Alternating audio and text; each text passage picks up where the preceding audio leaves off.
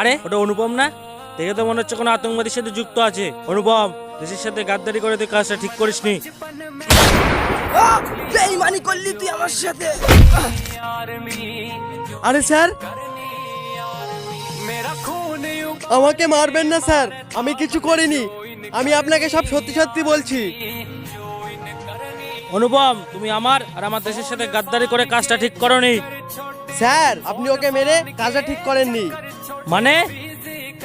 মানে স্যার, ওর সাথে আমি এর জন্য হাত মিলিয়েছিলাম কারণ ওর সব সাথীদের ইনফরমেশন নিয়ে ওর সাথীদেরকে সব মেরে দেবো।